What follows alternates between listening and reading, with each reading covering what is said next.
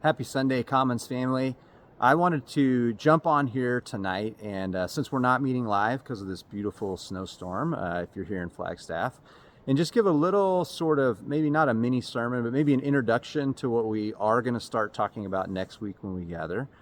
So what I did is I balanced my phone on a branch in the forest, so I kind of hope that I'm close to center, but I don't have any idea, and I hope it doesn't blow off while I'm talking, but I have this hope that when we gather next week, we can enjoy revisiting an old sermon series. About 5 years ago, we had a discussion on the book of Revelation. And Revelation is a controversial text in history, and there's a lot to talk about. I used to not like the book at all because it was misused and abused in a way that to me didn't seem to be very valuable. But the more I learned, the more I realized that it contains in it an artful and deep truth could be transformative to our lives. I don't want to spoil any of that because next week we're going to dive into it for several weeks and look at some of that transformative truth and try to unpack what sort of real value is in it. But what I did want to do is start at the end as sort of a trailer or a teaser and try to tie it, interestingly, to Dr. Martin Luther King Jr. and tomorrow's holiday of celebrating him. What do those two things have to do with each other? The end of Revelation is this image. It's a metaphor. It's a picture of a city where there is no sun needed because the light of God shines and the tree of life is available to everyone. It says every tongue, every tribe, every nation. And it's this community of people who can come and go as they please and open gates and have access to a flourishing and beloved community. And that's the connection, the phrase beloved community. Dr. Martin Luther King Jr., who was a pastor and a theologian, whose message was centered on his understanding of the teachings of Christ, the universal Christ that connects all of us regardless of our beliefs.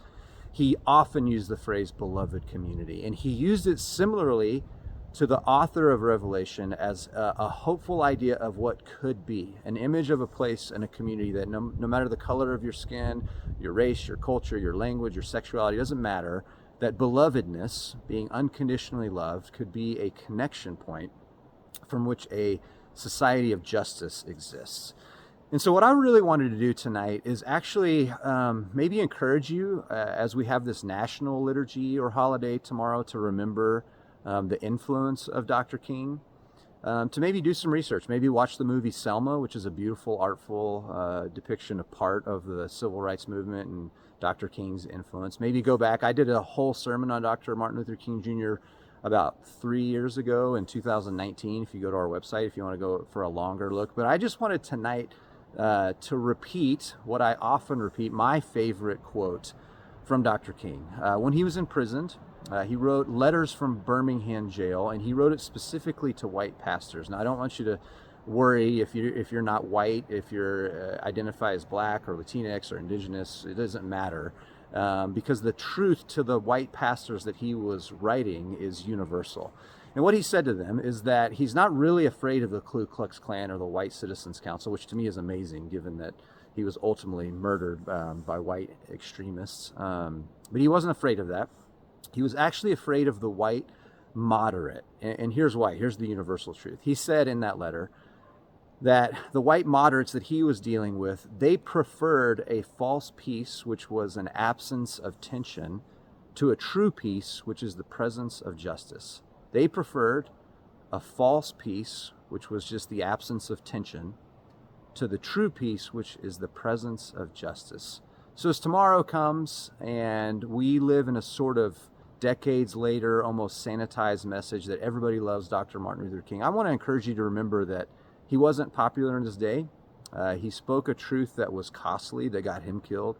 Over 70% of Americans thought that Dr. King was divisive and shouldn't use his methods of nonviolence of marching because it made the division worse, which I hear some of those echoes in today's discourse about racial or economic inequality. And my encouragement to you is to think about, could we be a part of a beloved community, the one that the author of Revelation is about to take us through in the next several weeks as we look at this idea of what it means to be a part of a church for everyone, a town, a state, a country, a people, a species, where everyone can be included in God's love, because it does require true justice. Systems have to come down. Challenges have to be made. tension has to be there.